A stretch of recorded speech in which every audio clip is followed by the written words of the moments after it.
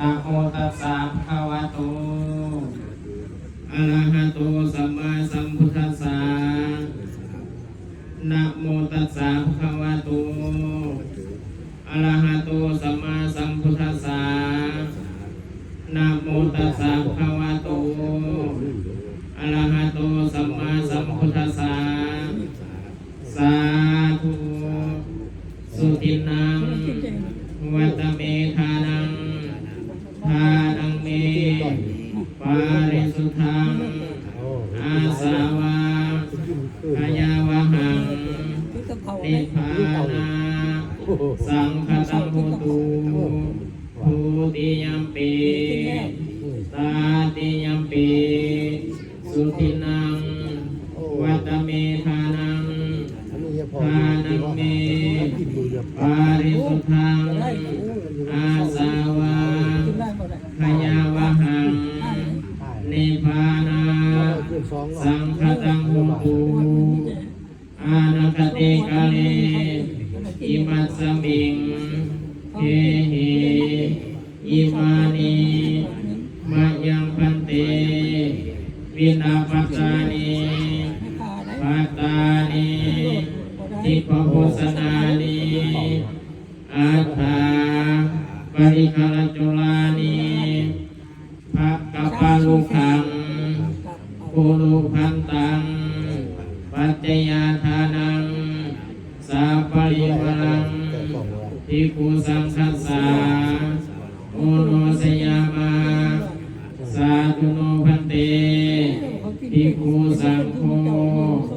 อิมานิมายังพันเตวินาปัตตานิภัตตานิทิพโภสนานิอัฏฐาปริคารจุรานิกัปปารุขังปัจจยาทานังสาปริวรังปฏิคันนาตุอัมหากังทีคารตังหิตายาสุขายาคาเรพระสงฆ์ผู้เจริญพวกข้าน้อยทั้งหลายขอน้อมถวายทวินทวาทพร้อมด้วยพระตาหารผ้าเขาทิพย์กองอาถากองบวชกองโหดพวกข้าน้อยทั้งหลายอาจจะมีเจ้าภาพเจ้าศรัทธาไม่มีครอบครัวเป็นตุภาพหมื่นเจริญพร้อมด้วยลูกหลานและญาติพี่น้องได้ตั้งกองบุญหนึ่งกองอุทิศส่วนกุศลผลบุญเหล่านี้ไปหาดวงวิญญาณพ่อตูมิงหมื่นเจริญพระพ่อตูทับทับมีไสและแม่ตูอุ่นทับมีไสผู้ที่ลงนับไปนั้นขอจงมาหับเอาและกองบทกองที่สองเจ้าภาพเจ้าศรัทธาเป็นศรัทธารวมภายในวันตนลุงอุทิศส่วนกุศลหาดวงวิญญาณญาติพี่น้องของเจ้าภาพเจ้าศรัทธาทุกคนขอให้ไปหมดไปถึงได้ขอขาเทินกองบวชที่หนึ่งเจ้าภาพเจ้าศรัทธาพ่อแม่ทุกภาพหมื่นเจริญ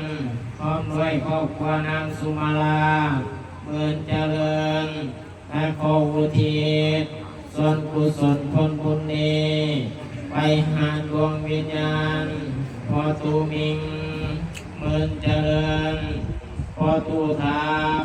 แม่ตูอุ่นทับมีไสพ่อตูบุญมาและแม่ตูเฮือนนวลที่ดวงดับไปแล้วนั้นขอจงมาหับเอากองบวชที่สองครอบครัวแม่ตูภาพพร้อมด้วยครอบครัวธรรมมนดีพร้อมด้วยลูกหลานขออุทิศส่วนกุศลผลบุญเหล่านี้ไปหาดวงวิญญาณ พอตุมิงเหมือนเจริญแม่ตุวงแม่ตุสงแม่ตุสุพอตุสงแม่ตุสวยเหมือนเจริญและแม่ตุอุ่นพับมีใสที่ได้ลงรับไปแล้วนั้นขอจงมาหับเอากองอัฐะอีกหนึ่งขอตัวแม่ตุภาคเมื่อเจริญพร้อมด้วยลูกหลานและญาติพี่น้องขออุทิศส่วนกุศลผลบุญเหล่านี้ไปหาดวงวิญญาณขอตุมิงเมื่อเจริญแม่ตุทาขอตุทาแม่ตุอุ่นทับมีใสแม่ตุนวลผู้ที่งงกับไปแล้วนั้นพร้อมด้วยปู่ย่าตายายญาติพี่น้องที่ได้งงกับไปนั้นขอจงมาหับเอากองงานอาทิตย์สองขอพ่อแม่ตุภาพร้อมด้วยลูกหลานขออุทิศให้เจ้ากรรมนายเวรเจ้าทินเจ้าทานเจ้าดินเจ้าร้อนเมเจ้าธรณีพร้อมด้วยสรรพสัตว์ทั้งหลายทุกตัวนาขอจงมาหับเอาตั้งแต่เจ้าภาพเจ้าศรัทธาของอัฐะที่สามครอบครัวแม่บุญล้วนพร้อมด้วยลูกหลานขออุทิศให้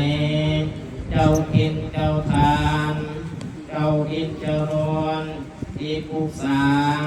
ที่อยู่อาศัยกำลังปลูกสร้างอยู่นั้นขอให้ไปวัดไปถึงทุกอาภูทุกคนพร้อมด้วยข้าพเจ้าทุกลูกหลานอาศรัทธาตนกระเพือหมดทุกผู้ทุกคนขออุทิศส่วนกุศลผลบุญเหล่านี้ไปหาดวงวิญญาณผู้ที่ล่วงลับไปนั้นขอจงมาหับเอานำพวกข้าพเจ้าทั้งหลายที่ได้เป็นเจ้าศรัทธาในวันนี้องค์อุทิศส่วนกุศลไปหาดวงวิญญาณ